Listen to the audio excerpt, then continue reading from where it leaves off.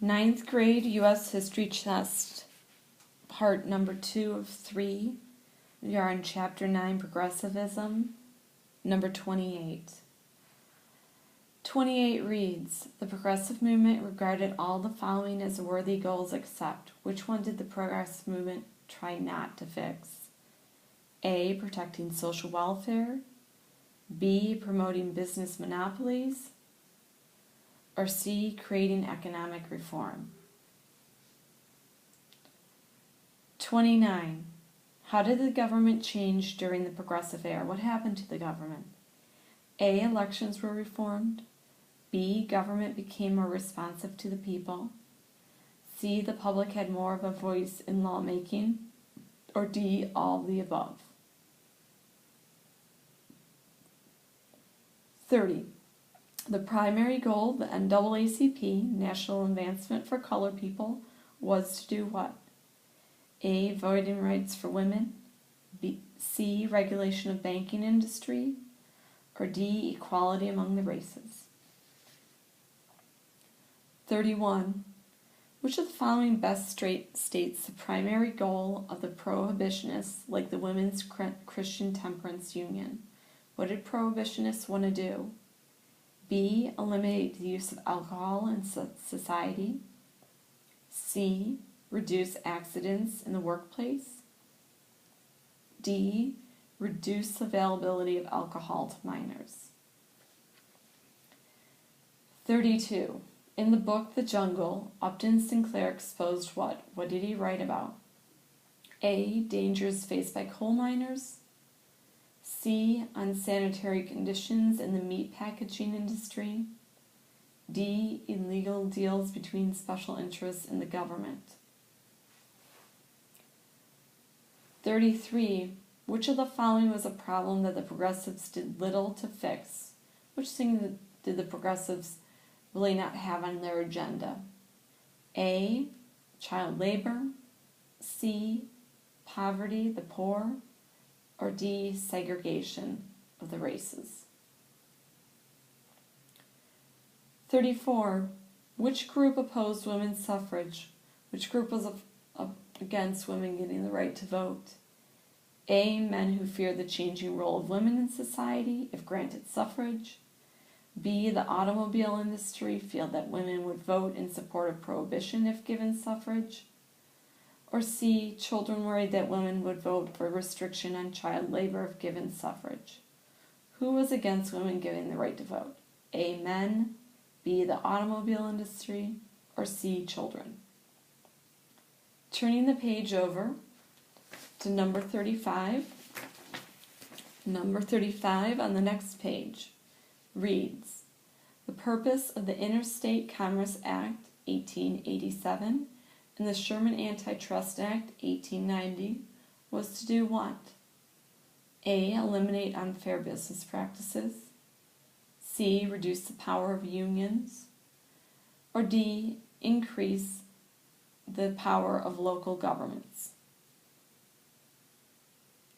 36. The passage of the Pure Food and Drug Act and the Meat Inspection Act illustrated the federal government's commitment to doing what? What did both of those acts want to do? A, environmental conservation, save the environment. B, workers' rights, to give them better pay.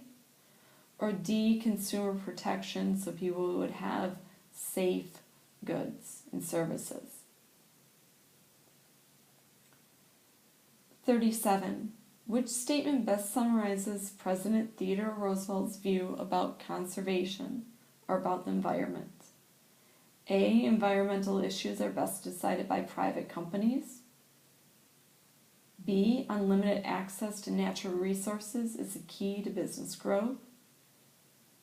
C, wilderness areas and the resources should be protected for the public good, for parks.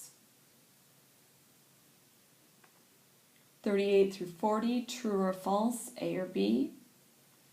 38 reads, Upton Sinclair was the author of The Jungle, a critical look at the nation's meat packaging industry. 39. W.E.B. Du Bois believed blacks should have immediate social and economic equality. 40. Susan B. Anthony was a leader in the women's suffrage movement. The box matching section, 41 through 43. 41 is the 17th Amendment, 42 is the 18th Amendment, and 43 is the 19th Amendment. A.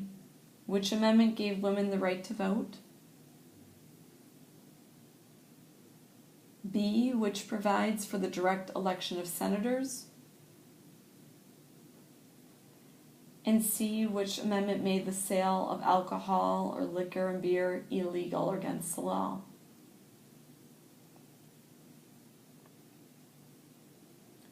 Moving on to the next chapter, Chapter 10, Imperialism, taking over of other countries or territories. 44 reads, which of the following did not stimulate the U.S. imperialism? What is not a reason for U.S. imperialism? A. The need for new source of cheap labor. B. The thirst for new economic markets overseas. Or C. The desire for military strength. 45. For which action did Theodore Roosevelt win the 1906 Nobel Peace Prize? A. Leading the Rough Riders. B. Developing the Roosevelt Culinary. Or D. Negotiating an end to war between Russia and Japan. 46. What war ended with the Treaty of Paris in 1898? What war ended? A. The Spanish-American War. C. The Philippine-American War. Or D. The Cuban War for Independence.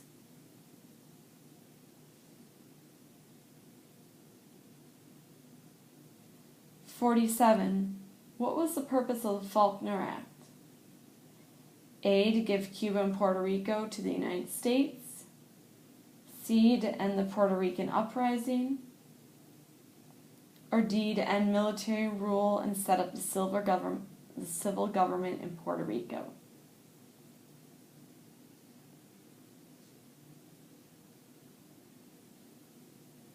Number 48.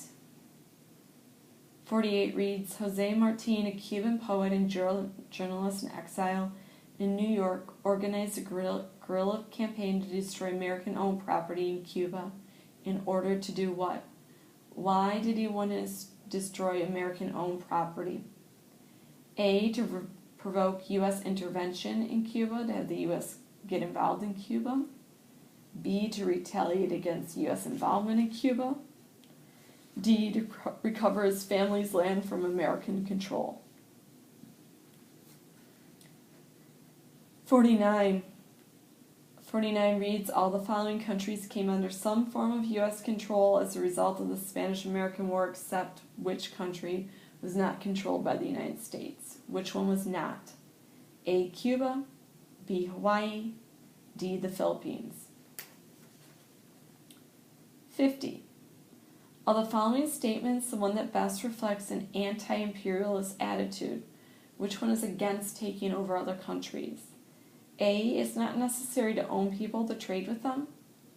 Or D. Faith has written our policy for us. The trade of the world must and shall be ours. 51. The Boxer Rebellion was an attempt by the Chinese revolutionaries to do what? A. Restore the Manchu dynasty to power. B. Remove foreign influence in China. Or D. Set up a communist government in China. Turning the page over. Number 52, on the other side of the page. 52 reads, how did the building of the Panama Canal support the United States' efforts to become a world power? B, by opening a shortcut between the Atlantic and Pacific Oceans, it opened up trading opportunities. C, it prevented Japan and China from attacking Hawaii. Or D, it opened up a new avenue for trade with China. 53. Which is not an event that increased tension between the United States and Spain? Which one did not increase tensions? B, the explosion of the USS Maine. C, the headline wars. Or D, the attack on Pearl Harbor.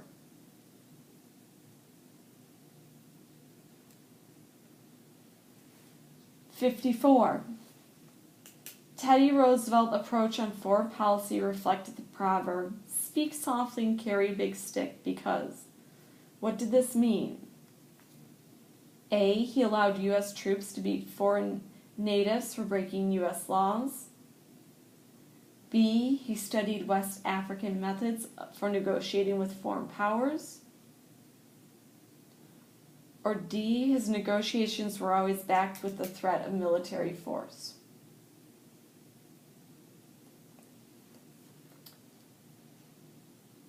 '55. True or false statements. The mysterious sinking of the USS Thompson fueled the movement with war with Spain. Was that the name of the ship? 56.